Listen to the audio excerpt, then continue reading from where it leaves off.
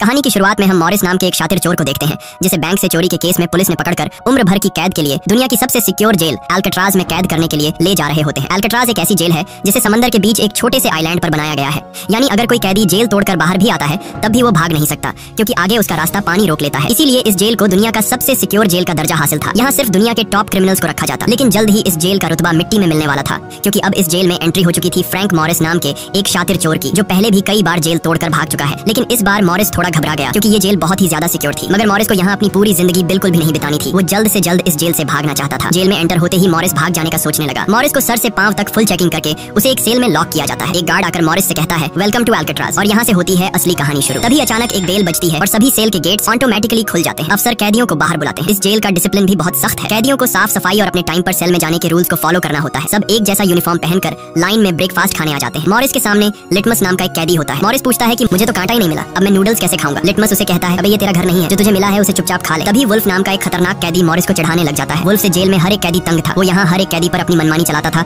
और उस पर बलात्कार के ढेर सारे केस भी हैं। इस जेल में एक से बढ़कर एक खतरनाक कैदी रखे जाते हैं। यहाँ लिटमस मॉरिस से थोड़ा खाना मांगता है और इस दौरान मॉरिस उसे अपनी प्लेट दे देता है। जब मॉरिस टेबल के नीचे से देखता है तो उसे पता चलता है कि लिटमस खुद खाना नहीं खा रहा बल्कि वो चूहे को दे रहा है। रात को एक गार्ड मॉरिस को वार्डन के पास लेके जाता है। जब मॉरिस वार्डन के ऑफिस में पहुंचता है तो वार्डन मॉरिस से कहता है कि मैं जानता हूँ कि तुम बहुत ही शार्प माइंड हो और बहुत इंटेलिजेंट भी हो, लेकिन वो सब यहाँ किस काम का, क्योंकि तुम्हारे जैसे यहाँ कितने आए और गए पर यहाँ से कोई बच नहीं पाया। यहाँ कैदी बहुत ही स्ट्रिक्ट रूल्स फॉलो करते हैं। 2 महीने में एक बार ही कोई तुमसे मिलने आ सकता है और वो भी तब अगर मेरा मूड अच्छा हो। वार्डन बहुत ही सख्त इंसान है जो जरा सी गलती पर भी कैदियों को बहुत ही स्ट्रिक्ट पनिशमेंट देता है। वार्डन कहता है यहाँ से भागने का सोचना भी मत, नहीं तो तुम्हारे टुकड़े टुकड़े कर दिए जाएंगे। जिस पर मॉरिस जवाब देता है नहीं सर, आपके होते हुए यहाँ से कौन भागने का सोच सकता है। लेकिन असल में पहले दिन से ही मॉरिस के दिमाग में यहाँ से भागने की प्लानिंग शुरू हो चुकी थी। इस दौरान मॉरिस मौका देखते ही वार्डन का नेल कटर चुरा लेता है, जो वैसे तो बहुत ही छोटी सी चीज थी, पर मॉरिस को पता था कि अल्काट्राज जैसे जेल में इस छोटे से नेल कटर से भी बहुत बड़ा काम लिया जा सकता है। मॉरिस वापस सेल में आते ही इस नेल कटर को बाइबल में छुपा देता है। अगले दिन बाथरूम में वुल्फ फिर मॉरिस को परेशान करने लगता है, पर इस बार मॉरिस उसे छोड़ने वाला नहीं था। अब मॉरिस अपना असली रूप दिखाता है और उसे पकड़कर उसकी खूब धुलाई करता है। वुल्फ को पीटने के बाद अब मॉरिस का पूरे जेल में एक अलग रुतबा बन गया। हर कोई मॉरिस से डरने लगा। इसके बाद मॉरिस को लाइब्रेरी में काम दिया जाता है। वहाँ इंग्लिश नाम के एक आदमी से उसकी मुलाकात हो जाती है। वो इस जेल का सीनियर कैदी है। इंग्लिश को भी 2 आदमियों के कत्ल की वजह से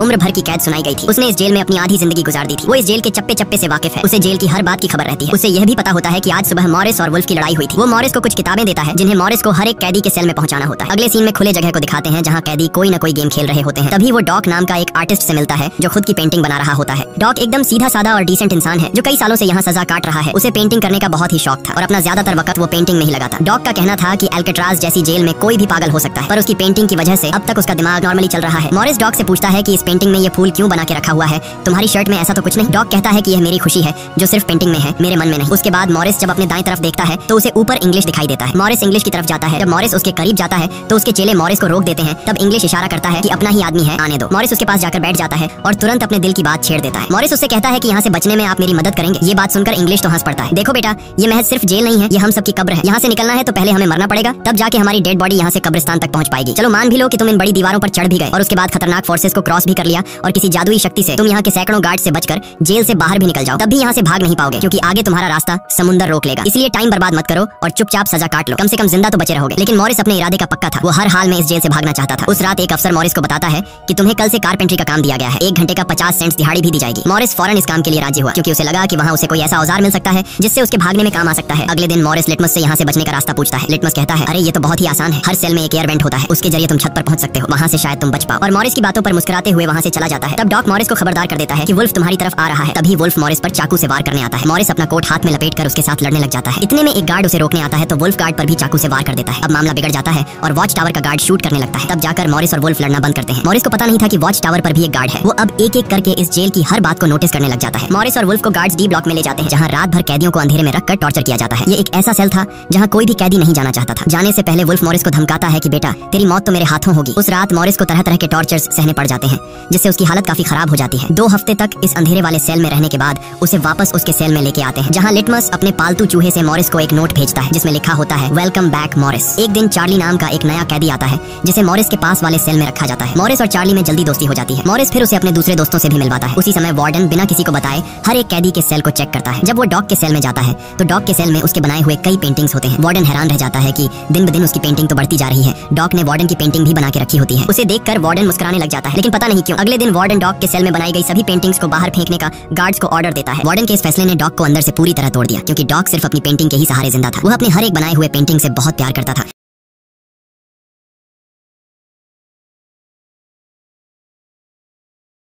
सदमे से बाहर नहीं आ पा रहा था। अगले दिन उसे देखकर मॉरिस गार्ड से कहता है कि प्लीज डॉग पर नजर रखिए, वो बहुत ही परेशान दिख रहा है, कहीं वो खुद को नुकसान न पहुंचा ले। फिर गार्ड मॉरिस को कहता है तुम अपने काम से काम रखो। डॉग को भी मॉरिस के साथ कारपेंटर का काम दिया जाता है। तभी डॉग छुपकर मॉरिस की जेब में कुछ रख देता है। उसके बाद वो एक गार्ड को बुलाता है और कारपेंटरी के लिए दी गई कुल्हाड़ी से अपनी 3 उंगलियां काट लेता है और कहता है कि जिन उंगलियों से मैं पेंट नहीं कर सकता उनकी मुझे जरूरत नहीं है। यह कहकर वो चिल्लाने लग जाता है। तब गार्ड उसे पकड़ कर ले जाते हैं। मॉरिस देखता है कि डॉग ने उसके कोट में वही फूल डाल दिया है जिससे उसने अपनी पेंटिंग बनाई थी। शायद वो मॉरिस को बताना चाहता है कि इन लोगों ने मेरी खुशी मुझसे छीन ली। मॉरिस डॉग की कटी हुई उंगलियां उठाकर एक डिब्बे में डालता है और गार्ड को देखकर कहता है कि जाओ अपने वार्डन को दे दो, वो इसे देखकर बहुत खुश होगा। अगले दिन मॉरिस अपने सेल में बैठा होता है। तभी वो देखता है कि एक कॉकरोच एयर वेंट के अंदर जा रहा है, जिससे उसे अंदाजा हो जाता है कि यहाँ से बाहर जाने का कोई रास्ता जरूर होगा। इतने में इंग्लिश आकर बताता है कि डॉग ने खुद की उंगलियां इसलिए काटी क्योंकि उसे पेंटिंग करने की परमिशन रद्द कर दी गई थी, इसीलिए उसने तंग होकर अपनी उंगलियां काट ली। यह जानकर मॉरिस को बहुत गुस्सा आता है। अगले दिन डाइनिंग हॉल में वार्डन मॉरिस से पूछता है कि तुम इस डॉग को इतना सपोर्ट क्यों कर रहे हो। वह कहता है ऐसा कुछ नहीं है। ये कहकर मॉरिस वापस टेबल पर जाकर बैठ जाता है। वहाँ उसकी मुलाकात 2 भाइयों जॉन और क्लैरेंस से होती है, पर मॉरिस उनसे ऐसे बात करता है जैसे वह उन्हें पहले से जानता हो। जॉन और क्लैरेंस दरअसल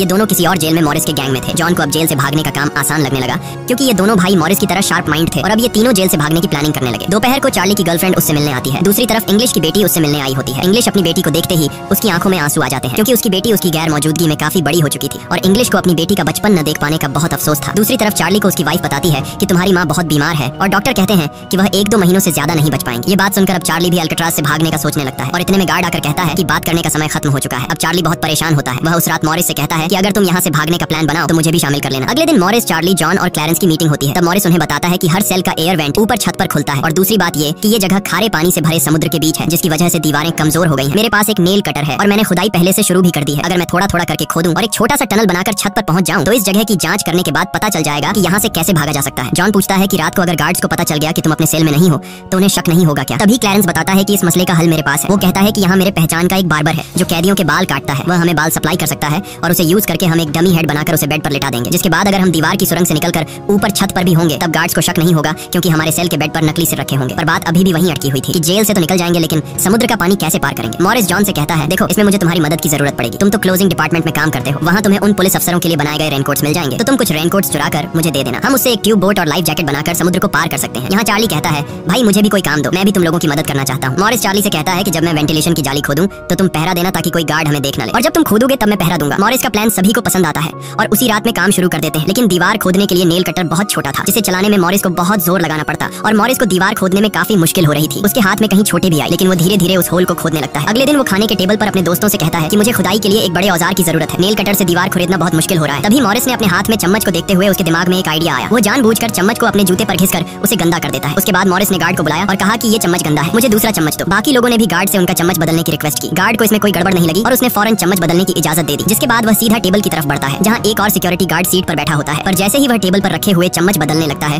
तो जॉन ने वहाँ मौजूद गार्ड को बातों में उलझा लिया, जिसका फायदा उठाते हुए मॉरिस ने एक के बजाय 2 चम्मच उठा लिए और एक को जेब में छुपा कर रख दिया। जिसके बाद वह सीधा अपने सेल में चला जाता है। रात को इंग्लिश उसे बुक देने आता है तो मॉरिस पूछता है कि क्या यहाँ पर वेल्डिंग करने वाला कोई इक्विपमेंट मिलेगा। इंग्लिश समझ जाता है कि मॉरिस के सिर पर अभी जेल से भाग निकलने का भूत सवार है। वह कहता है कि मैं तुम्हें पहले भी बता चुका हूँ कि तुम्हारी कोशिश बेकार हो जाएगी क्योंकि तुम पकड़े जाओगे और शायद अपनी जान भी गंवा दोगे। इतने सालों में मुझे कभी भागने का ख्याल नहीं आया क्योंकि मैं जानता हूँ ये इम्पॉसिबल है, लेकिन तुम जिद्दी हो तो मैं क्या कर सकता हूँ, करो कोशिश। लेकिन मॉरिस को उसकी वार्निंग का कोई फर्क नहीं पड़ता। वह अगले दिन लिटमस से माचिस मांगता है और कहता है कि अगर आप मेरी मदद करेंगे तो मैं आपके चूहे को अपने हिस्से का खाना हर रोज दूंगा। लिटमस खुश होकर ये डील मान जाता है क्योंकि लिटमस को चूहा बहुत पसंद था। उसी रात लिटमस मॉरिस को अपने माचिस पास कराता है। मॉरिस नेल कटर के एक हैंडल को निकालता है जिससे वह एक छोटा सा बेलचा बनाने जा रहा होता है। फिर वह चम्मच को तोड़कर नेल कटर की हैंडल से जोड़ लेता है। फिर माचिस चलाकर दोनों को अच्छी तरह से वेल्ड करके एक नुकीला औजार तैयार कर लेता है। बस फिर क्या था, वो वेंट के चारों ओर खुदाई शुरू करता है। चार्ली पहरा देता है। अगर कोई गार्ड उस तरफ आया तो वह तुरंत सीटी मारकर मॉरिस को सिग्नल देगा, पर पहरा देते देते चार्ली की आंख लग जाती है और तभी वहाँ पर एक गार्ड आता है। पर खुशकिस्मती से एन वक्त पर इंग्लिश ने बीच में आकर उस गार्ड का ध्यान भटकाया और दूसरी तरफ इंग्लिश की बातचीत सुनते हुए चार्ली की भी आंख खुल गई, लेकिन टेंशन में वह सीटी भी नहीं मार पाता। जिसके बाद वह कोई चीज गिरा देता है तो मॉरिस उसका इशारा समझकर वेंट को कवर करके बेड पर लेट जाता है। गार्ड पूछता है कि यहाँ कुछ जलने की स्मेल आ रही है। मॉरिस कहता है सर आपके रहते मजाल है कि कोई स्मोक करेगा, मुझे तो कोई बू नहीं आ रही है। उस गार्ड को भी ठंडक पहुंचती कि चलो कोई तो मेरी कदर करता है। उसके जाते ही मॉरिस वेंट के चारों ओर कंक्रीट निकाल देता है, लेकिन वो देखता है कि वेंटिलेशन जाली के साथ पेच भी घुसे गए हैं जिसे काटने के लिए कोई शार्प औजार लगेगा। इस दौरान मॉरिस को जब भी बाहर जाने का मौका मिलता तब वह ग्रिल से निकली हुई सीमेंट को चुपचाप बाहर गिरा देता। अगले दिन कारपेंटर का काम करते हुए वह एक मेटल उठा लेता है जो चाकू की तरह शार्प है, लेकिन चार्ली उसे कहता है कि मेटल डिटेक्टर से बचकर तुम्हें इसे बाहर कैसे लेके जाओगे। मॉरिस बहुत ही कॉन्फिडेंस से कहता है कि वो सब मैं देख लूंगा। जब मॉरिस बाहर जाता है तो दरवाजे पर मेटल डिटेक्टर बजने लगता है। दरअसल मॉरिस मेटल को हाथ में उठा लाया था। गार्ड पूछता है कि ये क्यों लेके जा रहे हो। मॉरिस कहता है सर वो मैंने सोचा कि कपड़े टांगने के लिए इसे यूज करूंगा। गार्ड कहता है ज्यादा होशियार मत बनो और वो मुझे दे दो। ये कहकर गार्ड वो मेटल उससे ले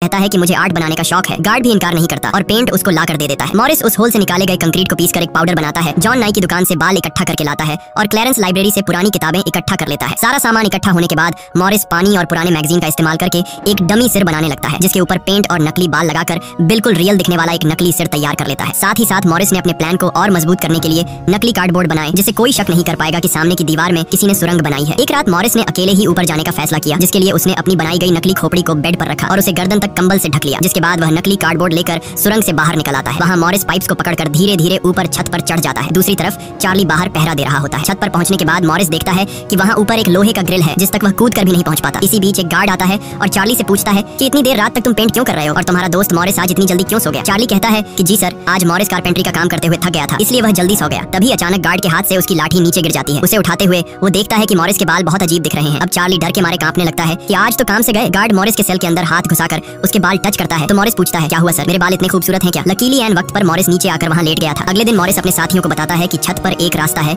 लेकिन उसे एक ग्रिल से बांध के रखा हुआ है और वह ग्रिल बहुत ऊंचाई पर है। मुझे एक और साथी की मदद चाहिए। तब जॉन कहता है कि मैंने अपना वेंट पूरी तरह खोद दिया है, आज रात मैं भी वहाँ पहुंच जाऊंगा, दोनों मिलकर ग्रिल को खोलेंगे। उसी रात मॉरिस और जॉन अपने वेंट्स के जरिए छत पर पहुंच जाते हैं। जॉन मॉरिस को उठाता है और मॉरिस ग्रिल को पकड़ लेता है। जॉन देखता है कि यह लोहे का ग्रिल बहुत ही मजबूत है और उसे पूरी तरह से वेल्ड किया गया है। उसे निकालने का एक ही रास्ता है और वह है इसे ड्रिल मशीन से काटना। अगले दिन म्यूजिक क्लास में सभी अपनी अपनी मर्जी का इंस्ट्रूमेंट बजा रहे होते हैं। तभी मॉरिस की नजर वहाँ रखे एक छोटे से पंखे पर पड़ती है, जिसे देखकर मॉरिस को लगता है कि वह इस पर काम करके एक ड्रिल मशीन बना सकता है, जिसके लिए वह चार्ली से कहता है कि तुम किसी तरह करके इस पंखे को यहाँ से छुपा लो। चार्ली बड़ी आसानी से इस छोटे से पंखे को अपने इंस्ट्रूमेंट बॉक्स में छुपा कर रख देता है। जब चार्ली बाहर आता है तो गार्ड्स उसके इंस्ट्रूमेंट बॉक्स को चेक भी करते हैं, लेकिन उन्हें पंखा नहीं नजर आता और चार्ली को जाने दिया जाता है। वह पंखा जैसे ही मॉरिस के हाथ लगता है तो मॉरिस उस पर काम करना शुरू कर देता है और कई घंटों बाद मॉरिस उस पंखे से एक ड्रिल मशीन तैयार कर लेता है। उस रात मॉरिस और चार्ली छत पर चढ़कर उस लोहे की रोड को ड्रिल मशीन से काटने लग जाते हैं। ड्रिल मशीन की आवाज काफी तेज थी, जो कि ड्रिल की आवाज को सुनकर गार्ड्स ऊपर आने लगते हैं, लेकिन तब तक मॉरिस ग्रिल का एक रोड काट देता है और ड्रिलिंग की आवाज बंद हो जाती है। ड्रिल की आवाज बंद होने के बाद गार्ड उसे नजरअंदाज करके वापस चला जाता है। अब इन चारों ने भागने के लिए अपने सभी रास्ते खोल दिए थे, जिसके बाद वह मंगलवार की रात को दुनिया की सबसे सिक्योर जेल अल्काट्राज से भागने वाले थे, जिससे आज तक कोई भी नहीं भाग पाया था। अगले दिन फिर उनकी मीटिंग होती है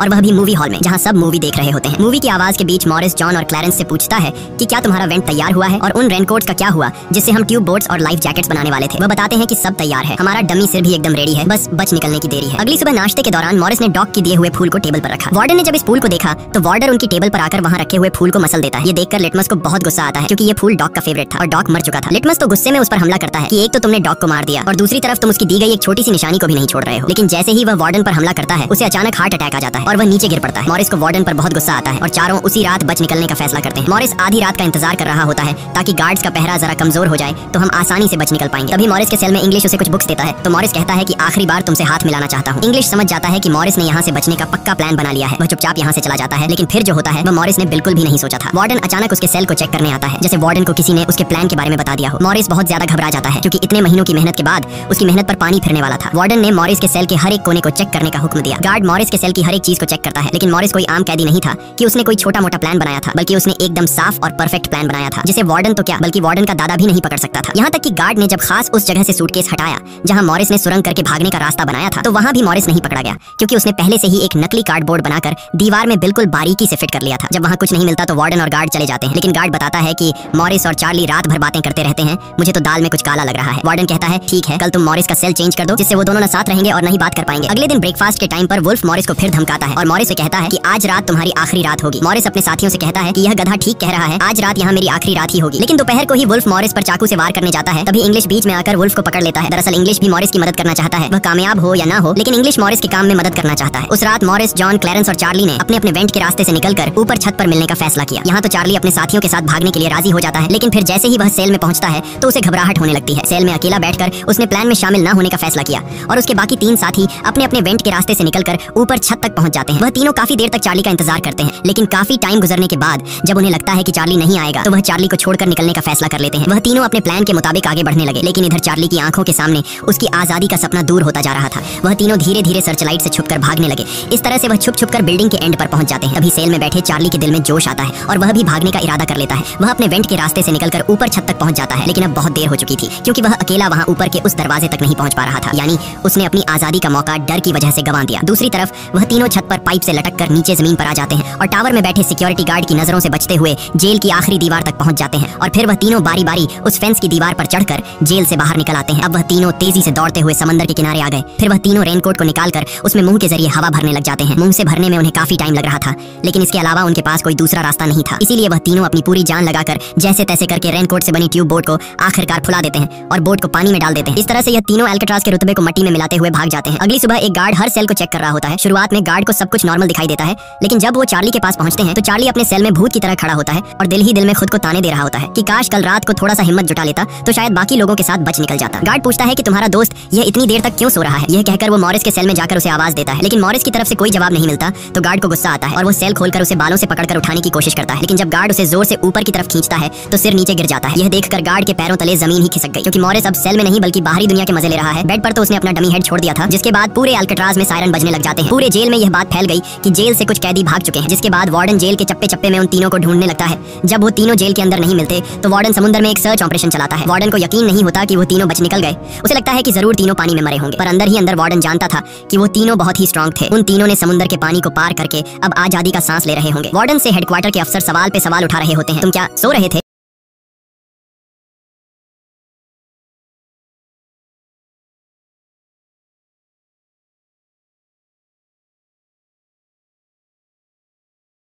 उसे कहता है कि जैसा मैं कहता हूँ वैसे रिपोर्ट लिखो कि उन तीनों ने बचने की कोशिश की, लेकिन वो तीनों पानी में डूबकर मर गए। लेकिन वॉल्टन की इस बात पर किसी को भी भरोसा नहीं हुआ। जिसके बाद मॉरिस अल्काट्राज जेल तोड़ने से पूरी दुनिया में जीनियस के नाम से मशहूर हुआ। इस घटना के 1 साल के बाद अल्काट्राज जेल को बंद कर दिया गया, क्योंकि अब इसकी कोई गारंटी नहीं थी कि यहाँ से कोई बच नहीं सकता। इस तरह से सच्ची कहानी पर बनाई गई ये फिल्म खत्म हो जाती है। अगर वीडियो आपको अच्छी लगी हो तो हमारे चैनल को सब्सक्राइब और वीडियो को लाइक जरूर कीजिएगा।